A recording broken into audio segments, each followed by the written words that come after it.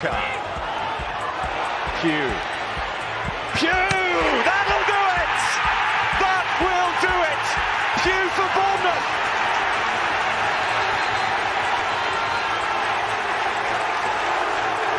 The roof of the Gold Sands is raised! Everyone here knows what that could mean to this football. Hello and a very warm welcome to a very special second look here on Back of the Net. Thanks so much for joining us on this Tuesday night, exactly 24 hours after AFC Bournemouth dispatched of Brentford in a squeaky bum time 1-0 win.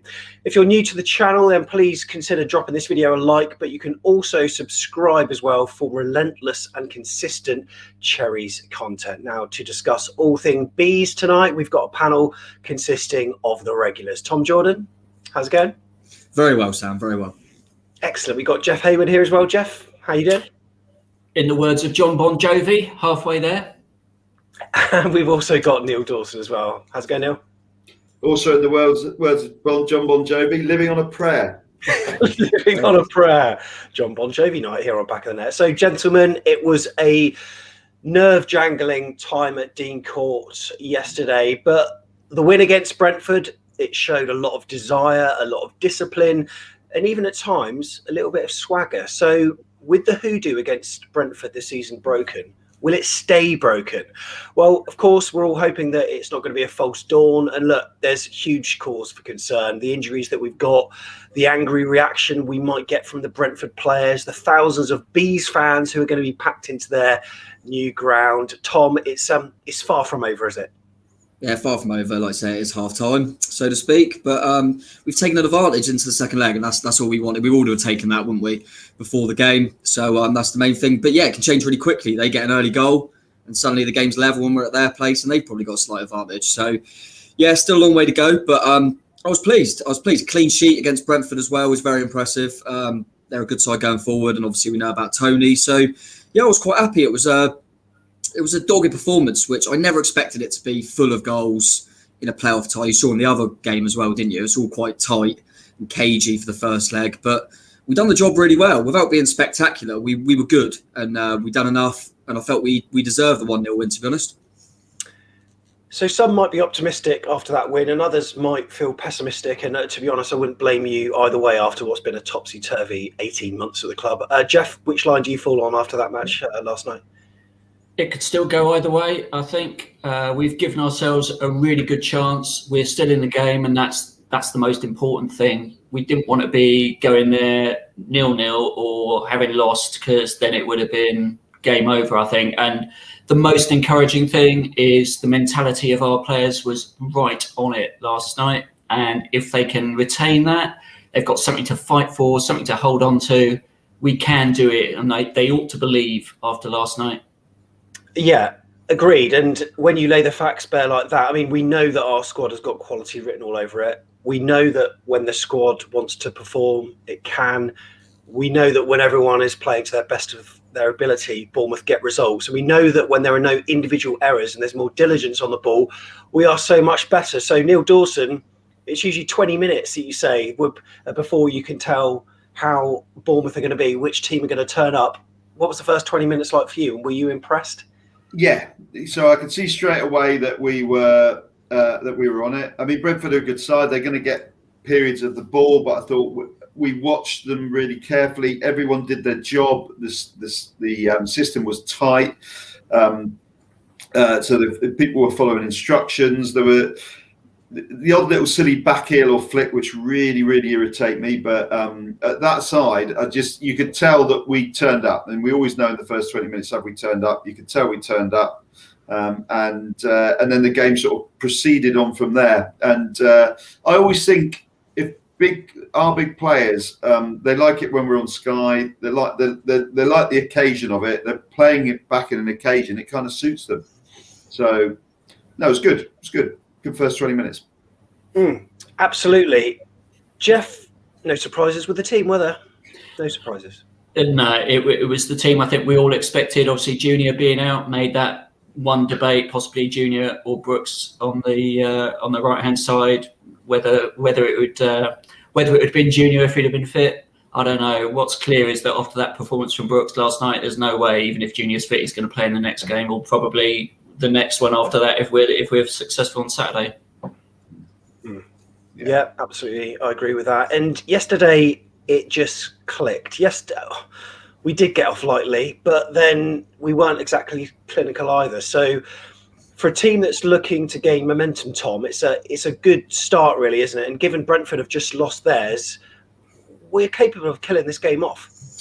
Yeah, hopefully. I think the fact that obviously we'll come on to it, I'm sure, but they missed pretty much an open goal makes you feel like we got away with it. But really, did Begovic have anything to do?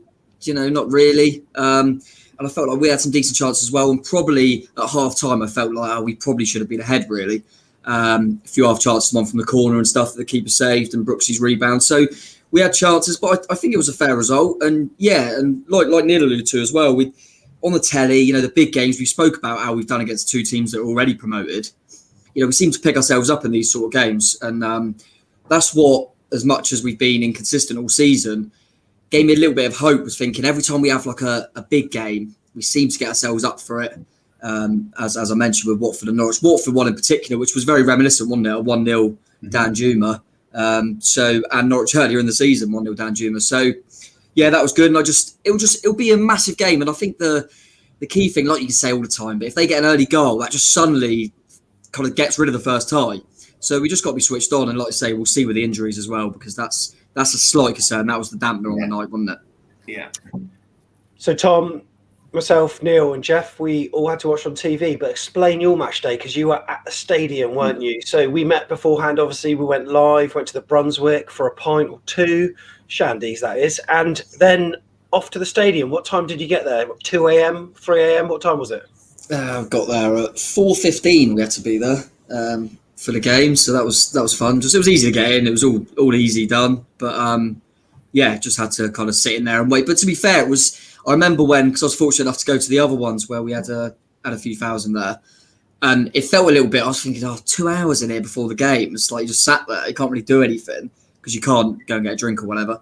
But it was quite nice because it obviously had a good feel about it. It was the playoffs, and kind of wanted to be in there to watch the boys warm up and all them sort of things. So it was quite nice, yeah. And we seemed to get the place. I don't know what it was like on the telly, but it got it bouncing a little bit because there was only 2,000. It was really good in there. But I was full of nerves, so it's not nice sitting there for that long, just waiting for the game. But I was just delighted to be in there. Just felt really fortunate, and it all went to plan. It did go to plan, and the team looked up for it. As you can see there, they seem to be very cohesive, whereas previously they've just been standing around, not even touching each other, just looking at each other, not too sure why that is. But yeah, there did look to be a team spirit. There looked to be plenty of smiles, which is, I know, something Jeff is a big advocate of, I've got to say. Let's just talk generally before we sort of unpick the 90 minutes, Jeff. And look, for Brentford, they're not exactly going to be unhappy after last night's defeat, are they? But maybe what it does do is simply add to the pressure. And we know as Bournemouth fans, we like to play teams that come out and attack. So is our 1-0 victory the first part of a glorious doubleheader against them? It could still go either way. I mean, there's evidence on the one side. You could say Brentford have bottled it last year. They're on the back foot and they missed an open goal, so that would have done their self-belief no good whatsoever. On the other hand, they're a good side, and I thought for that last 20 minutes when they had us under the cosh, we defended really well, and they are going to come at us straight from the off on Saturday. It's going to be that first 20 minutes is going to be really, really important for us. Keep that clean sheet, keep it as clean as we can for as long as possible, because the more we do that, the more their confidence will seep away. On the other hand, they beat Swansea last season after going 1-0 down in the first leg. They beat them 3-1 at their place. So it's not done by a long way. We had a great performance. We played really, really well as a unit, and we've just got to come out with exactly that same mindset again, and not come out with the mindset that said to Reading, we'll concede everything because we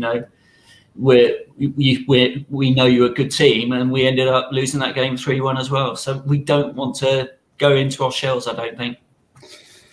You can argue this one any way you want, can't you? So, but I think the one thing that we can all agree is that bizarrely, so there could have been a lot worse results than last night, but this is the hardest result to tactically set up for afterwards. Yeah. So even if you'd lost 1-0 last night, you've got to go there.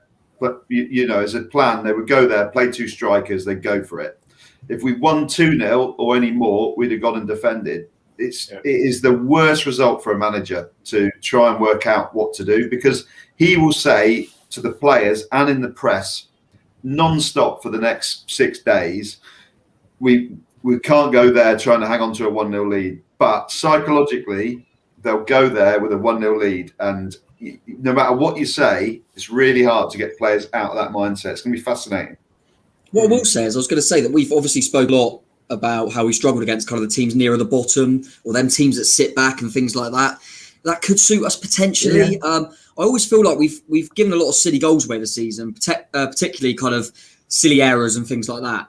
But I always feel like when we're told we've got to defend, we defend okay. We saw that last night. As soon as we got the goal and we went, right, hang on to it, so to speak, we were pretty comfortable, apart from that one chance. And most of the time when we've conceded silly goals, it's been when we've maybe been searching for another goal and been caught. But I feel like I feel like it could work in our favour. But like you say, all it takes is them to nick an early goal, and suddenly any game plan's out the window. So yeah, like Neil said, it will be really, really fascinating to see how we line up. And I think the key thing is, if we haven't got Pearson, whoever comes in there is not the right type of player that you really want to go in, because you've got either a Jack Wilshere or Billing going deeper. Yeah. And I thought Pearson and Lerma were almost, you know, just running the game at times. So that would be a big blow. So that's going to be key, isn't it, the injuries? Yeah. I think, Sam, actually, I think Thomas Frank got it wrong for Brentford a bit last night, because I think they set up too defensively. I think they thought, you know, they'd let us have a lot of the ball and try and hit us on the break with long balls to Tony for flick-ons and whatever. And I don't think that worked with the wing-backs they had. Didn't really cover that well for them, and we found a lot of space. And I just think it made it easier for us that they conceded so much in possession to us in that first half. Yeah, I think Cherries controlled it early doors. They seemed to control the ball. They operated with width. There was some brilliant defensive work by a number of players, including Dan Juma, and we had chances early doors. Tom, did you get the impression that having 2,000 fans there gave the players a little bit of extra impetus and a bit of oomph? Yeah, I mean, it's easy to say so now we won, I suppose. I mean, I think it always does. It's always different for the players when you're playing amongst fans, and we certainly had a pretty lively start. So, you know, which is nice to see, which you like to think fans had a little part to play in maybe. But yeah, it was a good atmosphere in there.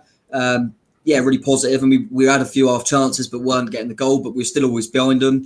And yeah, maybe it did give them a little bit of a boost, certainly to come out the traps really well. But yeah, obviously we were shooting down the other end. I was in the north stand, and what I noticed was how well, obviously got injured in the end, but how well Cookie and Carter Vickers were. You know, we said about Tony didn't do much. They were brilliant on him, and they were so good as a pairing. But yeah, we started the game really, really well. So I was happy. You just thought, can we take one of them chances? That's what it was always going to be like when we played them both times before. Yeah, that's right. We had Lerma on 11 minutes that volleyed over the bar with his left foot or just wide. And then, Neil, explain that miss from Philip Billing. I think Adam Smith crossed it, and it was a bit of a slice, but you just wonder how he could possibly slice it like that. Yeah, I mean, it was a classic example of a one-footed player approaching a cross. So if he's got one thing missing in the number 10 role, I would think Philip Billing is he's very, very left-footed. And all the world's greatest number 10s, because they'll get a quick chance in the box, they've got to be happy taking it with either foot. So really, he should have that was a right-footed shot. He let it go across his body, which kind of let the defender get close to it. And then he had to kind of half-rush the shot then, and he shanked it, which is one of those things that happens, isn't it? He's normally very, very reliable, but it was a product of him not wanting to take it on his right foot. I was going mad at the ref because I just thought, how is it not a corner? Because from where I was, I just thought he must have got a deflection. So I'm not sure if he's watching or not, but I apologise to the ref because it was a goal kick. And that was also a sign that Brooks was on form. What a pass that was. Brilliant play from him. And Smithy overlapping. I mean, that's the sort of combinations we've been looking for. I thought Smithy really justified his. That was the one we were talking about, wasn't it? Smithy or Stacey, and I think you could have. I think I said you could flip a coin. Really, I like both of them, but Smithy was bang on it, wasn't he? I don't think there was anyone calling for Stacey in the next leg now because of how well Smithy played. Thought he was excellent. Whole back four, and then I'm sure we'll talk about Mepham in a minute. But whoever had a defensive position was superb last night. I thought so. And Lloyd Kelly was getting forward and, crossed into the ball for that Solanke header. Tom, did you think that was in from where you were? Or I suppose you were right behind it, so you could probably see it was hitting the post stroke going wide. Yeah, it was difficult. I couldn't work out. That was another one that I couldn't work out if that was. I thought that was a corner as well. That went down as a goal kick. That certainly looked like a corner. But that was good move. Those shandies you had, Tom, by the sounds of things. Yeah, because I thought everything was a corner. But no, I think I've seen the highlights and stuff, and that one was a corner, I think. But to be fair, I think it was a nice little move. And then, like Neil alluded to earlier, Billing did a silly little flick, didn't he? Trying to get it back into Danjuma. And it looked like the move had broke down. And you thought, what stupid. But luckily, we held on to it. And like you say, Lloyd put a decent ball in. And we had that, I think it was the Reading home game, wasn't it, earlier in the season, where Kelly's got a decent whip on him. I think it was for Solanke, wasn't it, in that Reading game. And yeah, I really wanted Dom to get off the mark. And that was one of the ones when you thought, it's another chance, gone a bag in there. But we were putting the pressure on him. And that was the main thing. It was good to see. And were you impressed by Dom's performance as a whole? Because, always hard working and actually got into a few positions to score a goal, unlike some of the previous matches where he has worked hard, but not really got on the end of anything. Yeah, I thought Dom done all right. It's a tricky one, really, because I think if you went through all the players, like Neil said there, with how good the defensive kind of performances were, if you went for every player, he'd probably be one of the lower ranks if you rated everyone. But that's nothing against him. He worked his socks off. Like I say, was unlucky with that chance. Made good runs, causing problems all game. So he done okay. But yeah, I think compared to the others, it was more of a defensive display. But I thought what kind of people forget a lot of the time, I thought he defended from the front really well. He's non-stop. His pressing's brilliant. Couldn't get a goal, but yeah, I thought he linked everything up really well. So I was still more than happy with Dom's performance, definitely. Worked his socks off. It's just lack of quality, really, in key moments. That's a problem. You can't knock a lad who works as hard as that. But that moment where we broke clean through and it was 2-on-1, any other player would have slipped a nice pass into the path of Danjuma, and his brain just didn't work, and then he played it too late. And it was just a classic example of where I think we lack a little bit of quality in the centre forward position this year, but you can't knock his work rate. Do you sometimes feel as though he knew that he was running so fast, yet almost felt as though he had to take a little bit off the pass because of his momentum and just got a bit confused, and in the end it went behind Danjuma and it was cut out easy? I don't know. Could be. Yeah, I don't know. From where I was, I couldn't believe he mucked. And I haven't really seen a replay because it's not on any of the highlights now, which I'm not surprised Bournemouth have kept it off the highlights. But yeah, I just didn't. It was so far away because obviously I'm down the other end. I just couldn't work out how he didn't just play it in. But yeah, I was too many beers down. Maybe I missed it. I couldn't remember what he was doing. Tom's not seen anything yet. We need to get Tom back in front of the telly. This is not good enough. It'll be terrible. We haven't even got to the second half yet. Well, we talked about all of the defenders having really decent games, and Steve Cook, who we briefly mentioned, we'll talk about him going off later, but he was up the other end and nearly got on the header, a header that was cleared by the keeper, and Brooks followed up with a shot. But also, Neil, do you remember that sliding challenge? Because their attacker was going through, and it was one of the most perfectly timed slide challenges I've seen in a long time. It's brilliant. My little boy said that is a Steve Cook tackle. He calls it a Steve Cook tackle, and it is. It's like a dying art. Lloyd Kelly and Mepham would have stayed on their feet for that. They'd have ushered the guy towards the corner flag. Steve Cook's old school, isn't he? And it was that, just you could put that little moment in a box. That's Steve Cook's career, that is. It really was. But Jeff wasn't great when he pulled up injured, eh? No, it wasn't. And I was worried after he went off because obviously Mepham coming on is has had a little bit of difficulty, let's say, particularly since he's come back from injury. He's had some flaky moments, given away goals, and not defended very well. So bringing him on after Cookie had such a commanding first half, and heart in mouth moment. It looked to me at at the first watch that it might be his cruciate that had gone, because he was under no pressure. There was no challenge. He just kicked the ball. Hopefully, I mean, Woodgate's talking about him being fit for Saturday, which would be a hell of a recovery if it is a cruciate. I think if he does play, that would be fantastic. Oh, I hope so. I hope so too. Speaking of Woodgate, Tom, have you seen the video of him with all his reactions on the touchline? 9 minutes of pure Woodgate. Yeah, lovely. Enjoyed it. Yeah, no, he's great. I do like him. It is funny though, isn't it? You go on to Twitter and after that's it now. He's the best manager we've ever had. He's up there with Eddie now because he shouted and stuff on the touchline. But no, it was always nice to see. I love them stuff. I remember when we got promoted and we used to always do the pitch view like after the game when they go over to the fads and all them little shots. I love all that. It's great and different angles and stuff. But yeah, on the Cookie thing, he felt like he went down so much earlier than that as well. He kept going down. And obviously, I do remember because I'm right behind that. And he kept holding stuff, looking over, and I kept thinking he ain't going to last it. And then he went down again, and it didn't look very nice. But if anyone's going to suddenly make a recovery and get injected up, ready for hopefully 2 football matches, it'll be Cookie, wouldn't it? So if he's out, then that means it's serious because Cookie will do everything to try and get back. But what we'll say as well about Meps, who obviously we'll come on to had a good game. I think it would have been easy for Woodgate. I think he deserves credit because it potentially people thought, well, he's just going to bring Meps on. He could have moved Kelly inside, and whether you move Smith to left back, bring Stacey on, or just bring Rico on, who he's played a bit more than Meps. He could have easily just put Kelly at centre back, and it's that left centre back as well. So because it wouldn't have. A lot of people would have thought, can I trust Meps? He's had a really tough time. But Woodgate just, showed a lot of trust and belief in Meps, and he repaid him. So that was really good. And listen, Meps was superb, but you'll always want Steve Cook available, that's for sure. Yeah, and he was superb, I thought, when he came on, and especially after all the criticism that he's had online from certain individuals, to see him put in such a good shift. And I think he said in one of his post-match interviews that was the real Chris Mepham that you were watching out there. And, to a man, I thought AFC Bournemouth were brilliant yesterday. One person that's been brilliant for most of the season has been Arnaud Danjuma. And Jeff, talk us through that goal.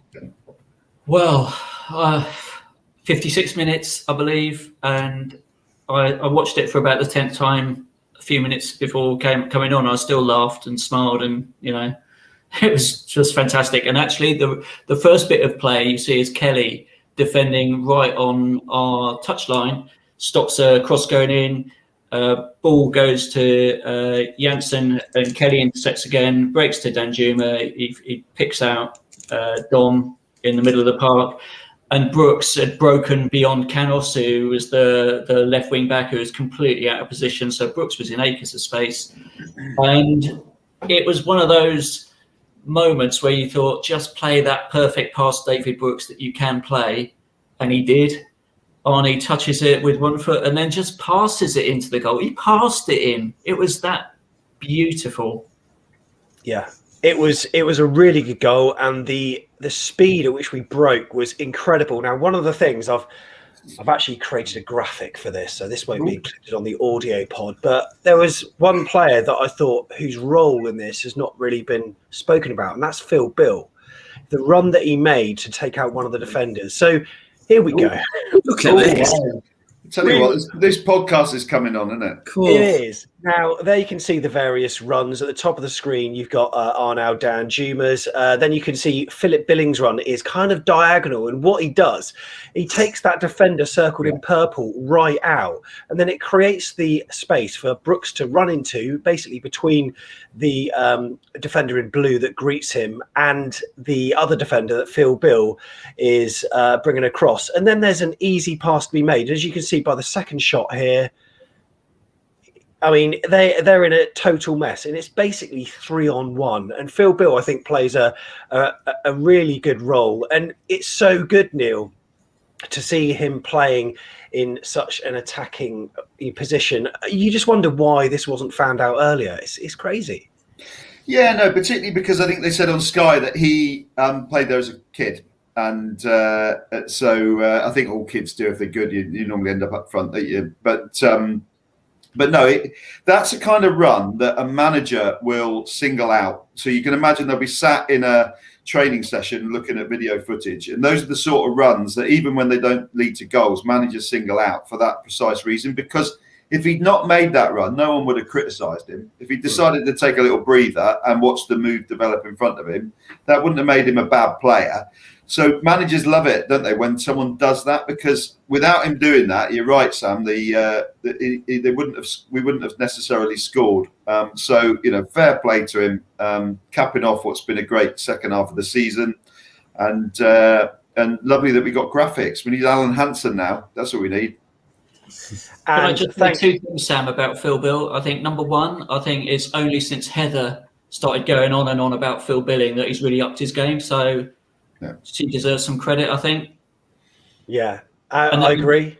And the second thing is that shows why Israel was successful was because Brentford had a midfielder playing that anchor role in that back three, and a midfielder defends players but doesn't defend a high line in line with the other two centre halves, and that's what he should have done. So again, I think Frank got it wrong there, playing that person at the centre of that back three when we're breaking. That was always likely to happen. Yeah, if you were Brentford, you'd be fuming with that goal because it was Janssen that lost the ball, wasn't it? He was in a right wing position. Yeah. I don't know what he was doing. You look at the graphics that you showed there. I mean, they're all over the place there, and they would have known that we're dangerous on the counter attack. So yeah, from their point of view, that was a really poor goal to concede. But we took advantage. As soon as it went to Arnie, just knew he was going to score, and that's what he's giving you at the moment, isn't it? You know where he's going to put it. I just knew it was going in. His first touch was brilliant. So that's the thing. So it was for older viewers, it was very Thierry Henry-esque. So that little cushion tap with his ankle that set himself up was just that's what made the goal, and that's the difference between him and arguably our other strikers, is the ability to take that wonderful first touch. The other thing about the goal I think is worth mentioning is that was a vintage Eddie Howe goal from the last sort of 3 seasons. So think of our wins against Chelsea where they had 70% of the possession and we won 4-0. That was a vintage Eddie Howe goal without taking anything away from Jonathan Woodgate. And so and we will need, that gives me great hope for Saturday, because we will get in those positions on Saturday because they will come at us, throw the kitchen sink. But if we've got the ability to do that, then that goal should give us a lot of confidence.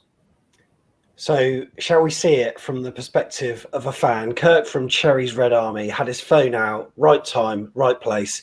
This was the view from the North Stand. Yes! Yes! Yes! Yes!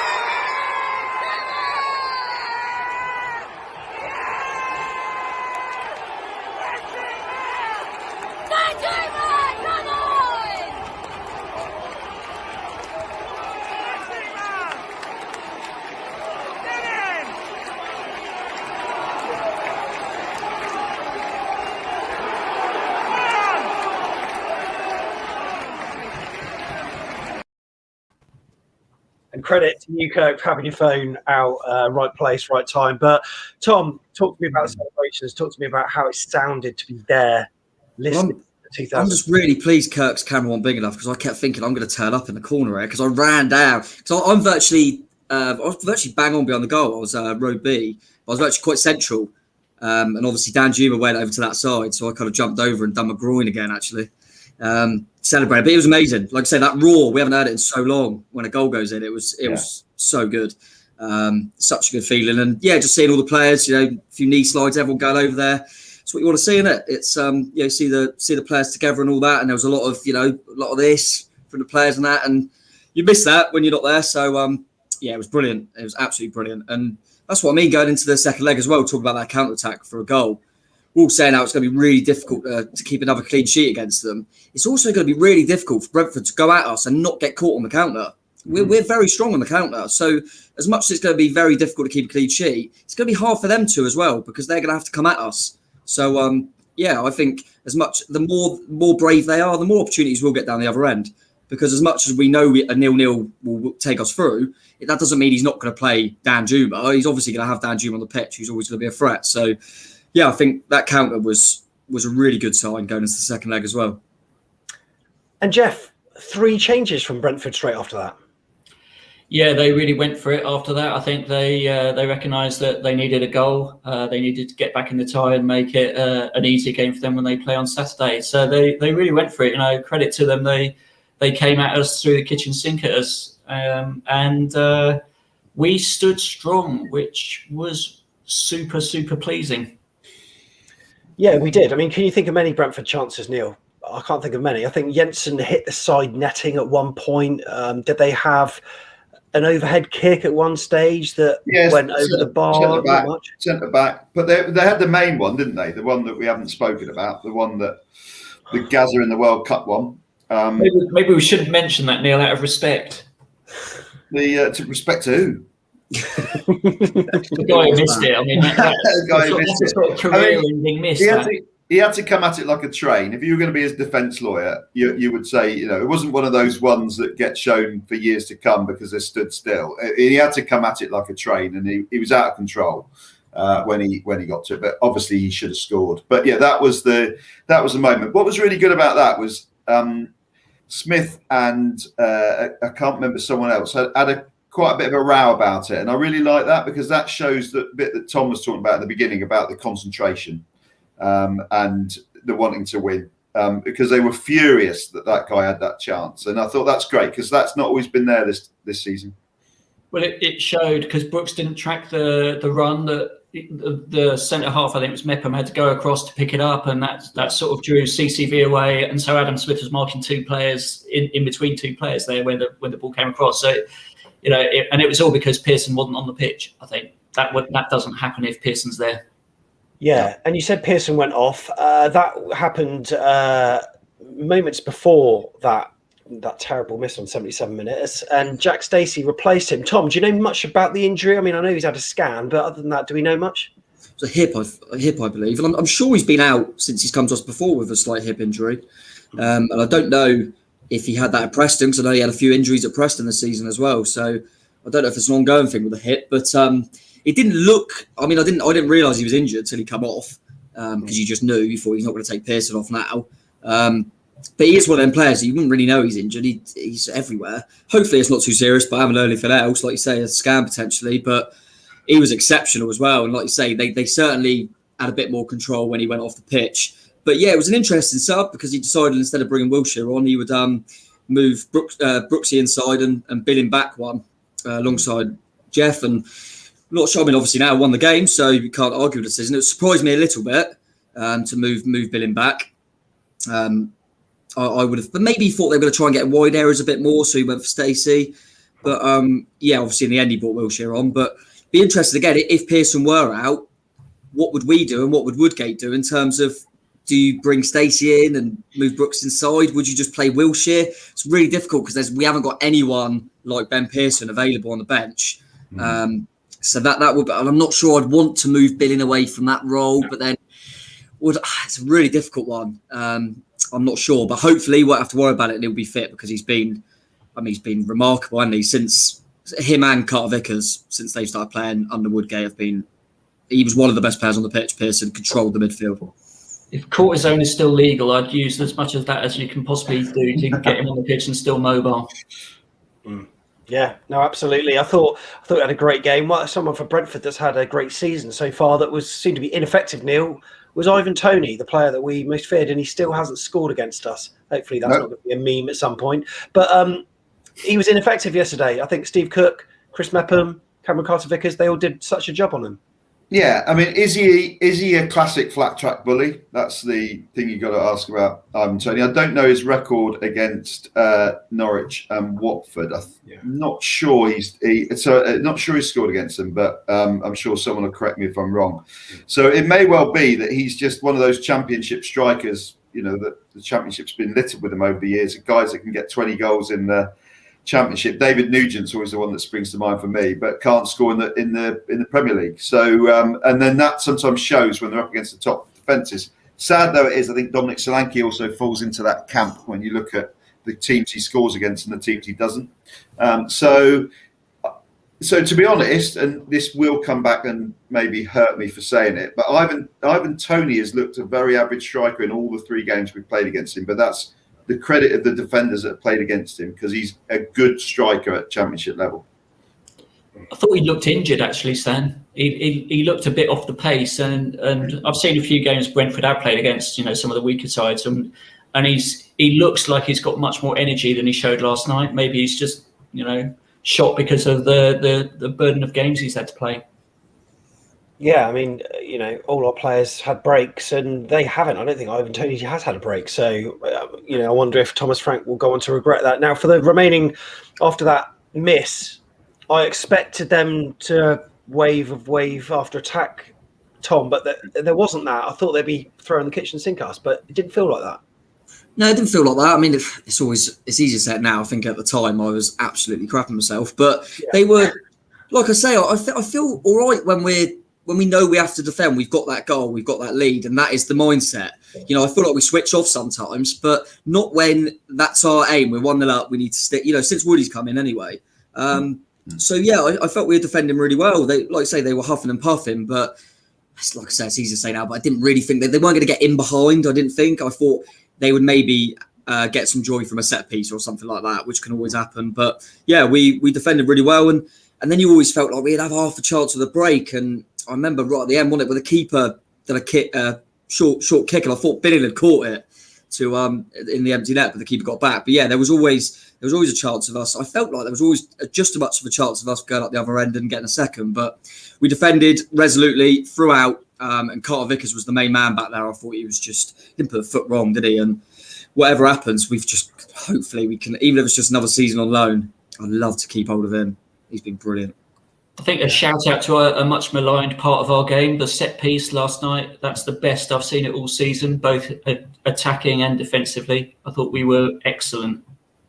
We were, and I thought when Danjuma got into that position of having the free kick, for some reason I thought we'd score that. I had it in, I felt it in my waters that we were going to score, but it was a good save from the keeper anyway. And we didn't manage to double our lead. But you're right, Jeff. It just felt a lot better. It felt, a far cry from David Brooks pinging a corner over to the main stand, eh?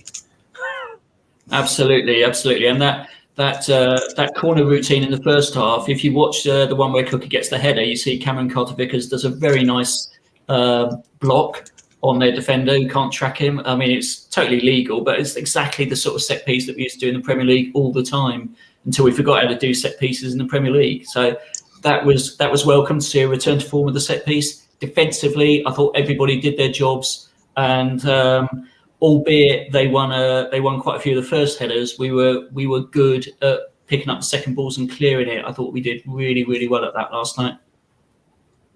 So full time then. 1-0.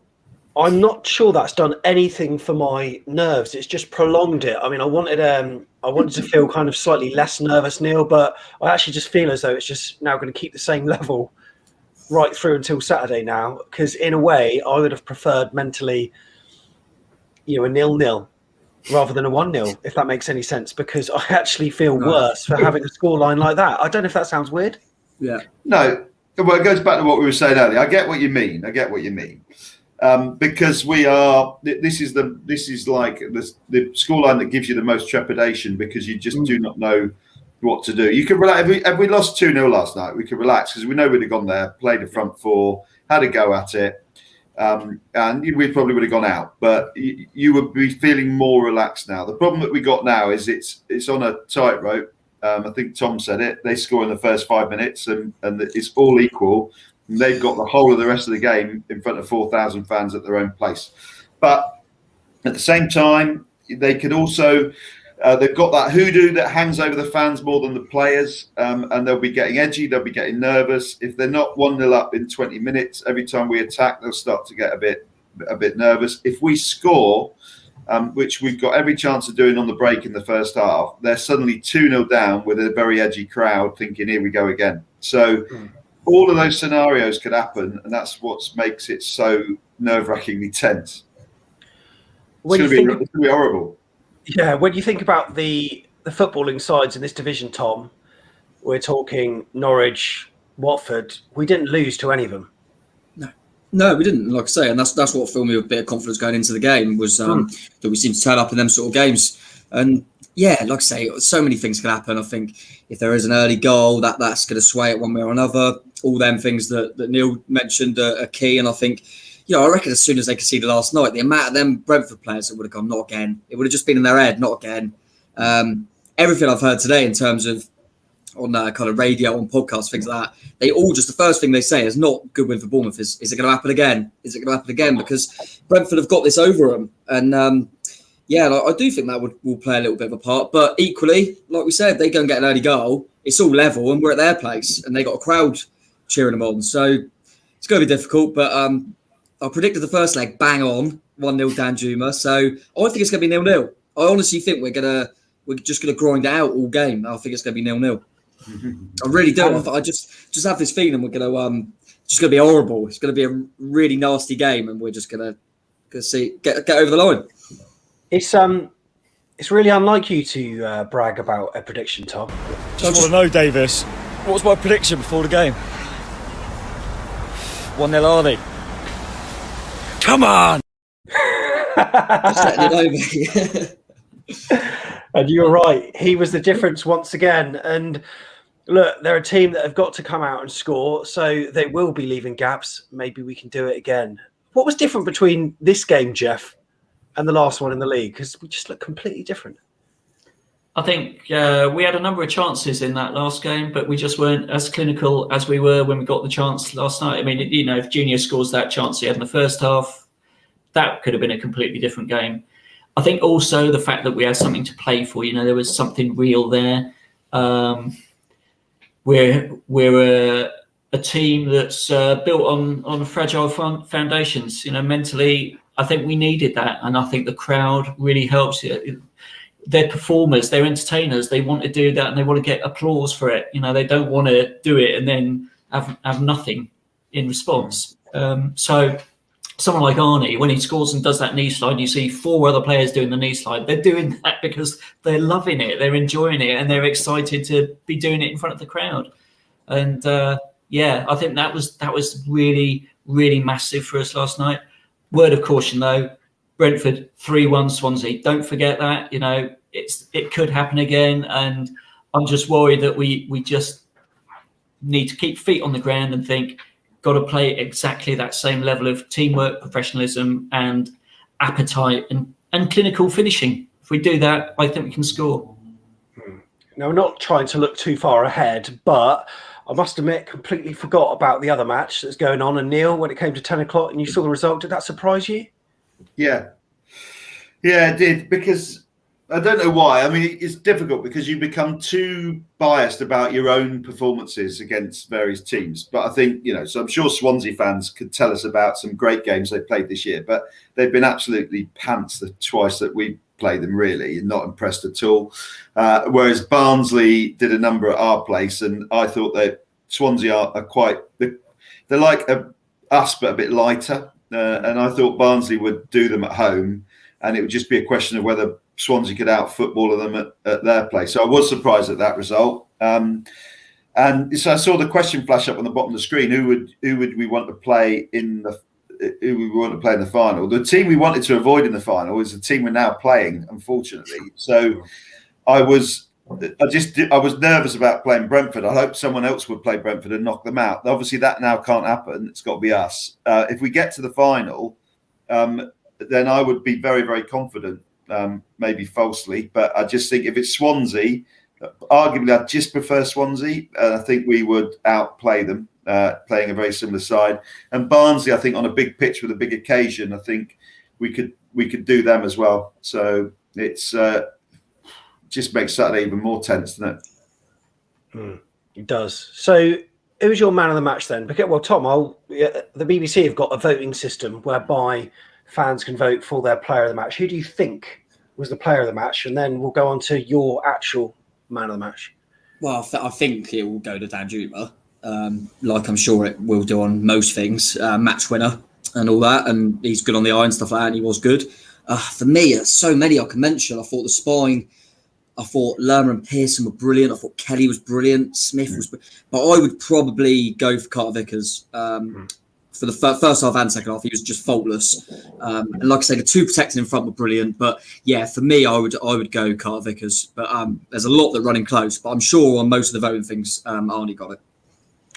Interestingly, it was David Brooks Who got That it? does surprise me. David Brooks with an average of 7.44, and then Dan Juma just below him. And, David Brooks, Jeff, we need to speak about him because, we have already in terms of his brilliant assist for Dan Juma, but he's one of these players that has somehow started. If he had more competitions throughout the season, he wouldn't have been playing, let's face it, based on his previous performances, but he came good when it mattered.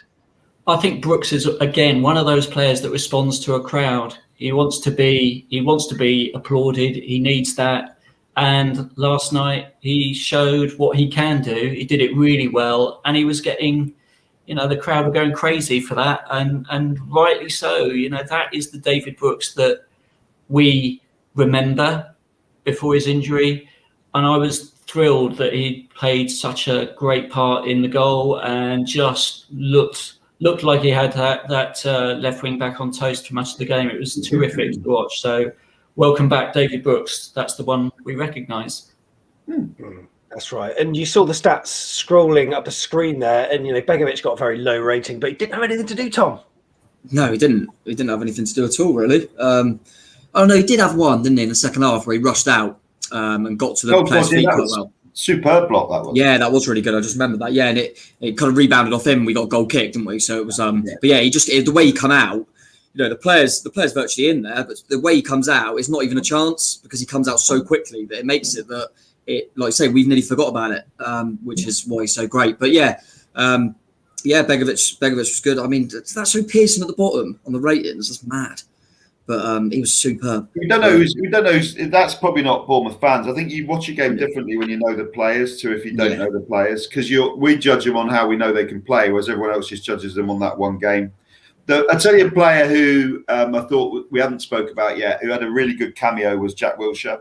So he showed his Premier League class when he came on because he just did not lose the ball, and he got it in some really tight situations, and he always played the right pass. I wouldn't want him to start because I just don't think he's got the energy and legs for 90 minutes in the Championship. But I just adore watching him, and it was his little cameo was lovely when he came on. Yeah, it really was. So nervousness stakes, Jeff, on a scale of 1 to 10. Whereabouts are you at the moment? Just talking about Saturday's game, then sweaty palms already, and I think the best advice is, just don't think about it. Don't think about something completely different for the next 4 days until 12:29 or whenever. Is it 12:30 kick-off on Saturday? Yeah.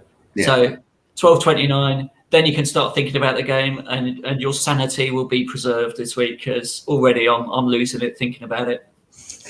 You're asking me not to think about it again when Back of the Net has a schedule like this, Jeff. So, playoff Pondament. We speak to ex-manager Lee Bradbury. That's going to be tomorrow at 8 o'clock. It's a great chat with Jeff, with Neil, and also with our guest presenter, Keith Thomas, who joined us. And we talk about playoffs, his time, his exit at Bournemouth, his footballing career, and much, much more. On Thursday, we've got the second leg. It's the pre-match free-for-all. Rather than a post-match, we've also got a pre-match one as well. That's before a Talking Cherries meet at 8 o'clock. And this weekend, live reaction and plenty of fallout as AFC Bournemouth's fate will be decided against Brentford. Oh my God. I hope your English teacher watching that, Sam. Pondament, gee. Apparently it's a word. I looked it up. I'll tell you what, if we lose 2-0 to a late dodgy penalty, this is going to be a fun show, isn't it, on Sunday? We're going to be all full of life. Don't. We'll have to get the we'll get Keith back on and Tiggs, and us three will just have to go lie in the dark room. Yeah, they'll be cheerful. And there'll be a certain set of fans, well, maybe even a couple of clubs that will be ready and waiting to pounce, Tom, eh? That's right. Yeah, I'm sure they are.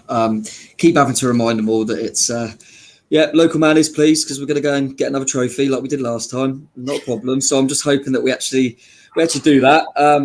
But yeah, let's wait and see. I'm confident. I am confident, and we've got. Let's see what happens at the weekend first, because it is like Neil mentioned earlier with the other tie. I think whoever goes through, even if we say Brentford were to go through, whoever goes through in this tie will be quite big favourites, I think, at Wembley. So it's a big one, but I think It's interesting. I think 1-0, you know as a player that it's very, very tight. If you win 2-0, sometimes you can think you're already there. I think 1-0 is, it'd be silly for the players to think they're there. So it's on a knife edge, but I think we'll be all right. Biggest game since Bolton, this one, I think. Yeah. Yeah. And very unusual experience for us, because the thing with the Bolton game was, I never ever thought we weren't going to win that game. But even if we hadn't, we still had Charlton. This is taking us right back to Huddersfield away, which we spoke to Lee Bradbury about. Huddersfield in the playoffs. We haven't had many games like this in our history where the whole thing ends at the end of it. So that just am I ramping up the tension enough? Oh, that Huddersfield away, that was. We drew the first leg, didn't we? That one. Yeah. Yeah, we drew the first leg. Game. I don't want to remember that, please. That's the most I've been through a ringer at a football game was that Huddersfield game. Well, the worst thing about it was that obviously enjoyable.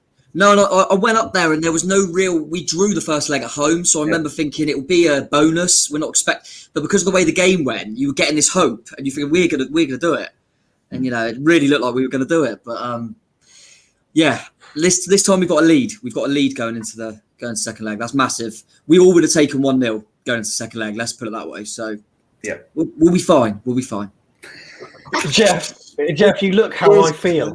You completely look how I feel, Jeff. And I was just thinking, in a way, I would rather it was sorted in 90 minutes, because you know what we don't want? Extra time and then pens. If that happens, I'll be having kittens. It'd be absolutely horrible. It's weird, like when England play in a World Cup, I don't care. I honestly don't really care. This is completely different. Yeah. This is absolutely huge. It's 150 million quid and the potential future of a football club. Oh. No pressure, lads. No pressure.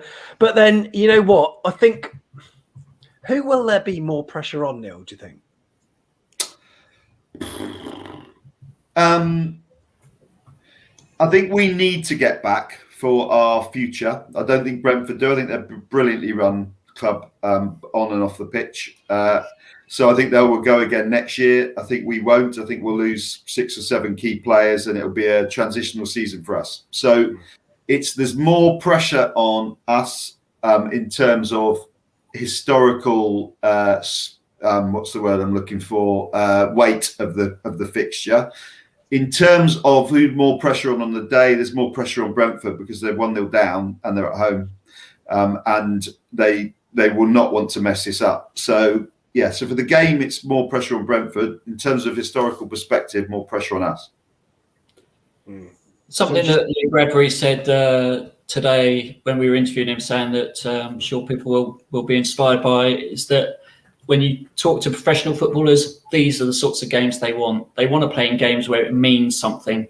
And this game will mean a lot to a lot of our players who want to be back in the Premier League. It's much more important than, say, playing bottom club Sheffield Wednesday away from home and, losing 1-0 to them, because there's nothing on that game, really.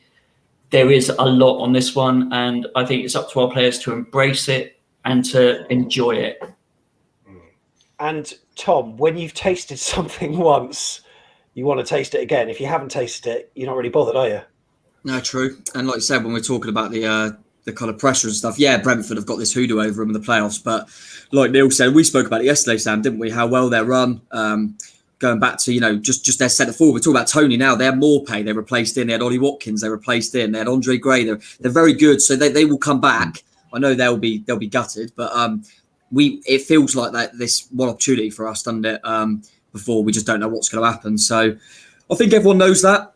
Everyone at the football club obviously knows that. The players know that. So and I feel like they know they can get there now. I think we're going to do it. I think we've got a lot of experience there, and this is our chance. And we've got the advantage. Let's remember this. I know we're all nervous. We've got the advantage. They would probably take penalties. We wouldn't, because we've got the advantage. It's in our hands. In terms of, they've got to win the football match. We don't. So it's a massive advantage to have. So, I'm confident. What we'll say is yesterday, just at the end of the game, it definitely looked like Stephen Purchase. I don't know if anyone else was there. He was goodbye wavered. 100%. He was there for 100%. Ages. And he was the last off the pitch by a mile. And he was waiting for ages. Fletch come over and gave him a hug. And it was so obvious. It was so obvious. So, yeah, I don't know if that's potentially with Eddie, but it did look like Purchase was walking around like it's the last time I'm going to be here. Definitely felt like that, just for something I noticed from being there, definitely. So you're saying that until Celtic plays in friendly, Tom. Exactly. Until Celtic plays in a pre-season friendly. Yeah, true. Or Crystal Palace. You never know. Whoever it's going to be. No, it'd be Celtic. I think they're just waiting for us to finish the playoff campaign, and then they'll announce Purchase, Weatherstone, Howe, potentially Richard Hughes. I don't know, but those three will all get announced together. I think that's what the delay is. Well, when it is announced, we'll recycle that same video and get another 7,000 views. That's what we'll do, all right? Because that's how it worked last time. Oh, I can't wait for that. I'm going to do a player rating show on Celtic v Livingston next season, just to get the views in, mate. So is it going to be an after party or a wake then, come 2:30, Tom? It's going to be a party, mate. It's going to be a party. I'm telling you, 0-0, horrible game, nervous throughout, but we're going to get it done. And I'll see you all at Wembley. Jeff, we're going to do it right. After party. After party, Neil. How can you say anything but? I'll say after party then. But I'm not. Well, when you've got players like Arnaud Danjuma saying, well, firstly, the crowd, AFC Bournemouth said that celebrating in front of you has never been so good. But also later on, Arnaud Danjuma said something along the lines of, I've said it before the game and I'll say it again. Make it happen. Let's get the job done. We've got to trust in Arnaud Danjuma, eh? And you know what? If players are on form, we know it can be done. He also said he did a wonderful, very Arnie tweet, didn't he, about the big players turn up for the big game. I've always said it, the big players turn up for the big games, which I thought was wonderful. Because the other thing I always love about him, and I watch for it now, is he knows he works out where the cameras are before he starts a game. So when he scores, he heads straight to a camera, which is marvellous. That he never has to look around for it. He's on it. He's straight at that camera. So, brilliant. More power to him. So hope he knows where the cameras are at Wembley. Well, hopefully he does. And let's face it, with Steve Cook possibly out for a long time, he wore a T-shirt for Lloyd Kelly. He was out for a fortnight. So I don't know what he's going to do full on tutu underneath, cycling shorts, the lot. I don't know what he's going to have. He'll have a tattoo. He'll have a Steve Cook tattoo on his forehead. Wouldn't be surprised. But anyway, we need him to be on form, just like the rest of them. Lads, it's been a pleasure. I'm not sure I feel any better for it. But Tom, thanks very much for joining us. Cheers, boss. Cheers, Jeff. Cheers, Gaffer. And also, thanks very much, Neil. Yeah, I can't think of another word for boss. Yeah. Cheers, Governor. Cheers, Governor. And cheers to you all for watching. Thanks so much for watching. And remember to share this video as well and give it a like. We would truly appreciate it. And see you tomorrow for the interview with Lee Bradbury. Until then, up the cherries.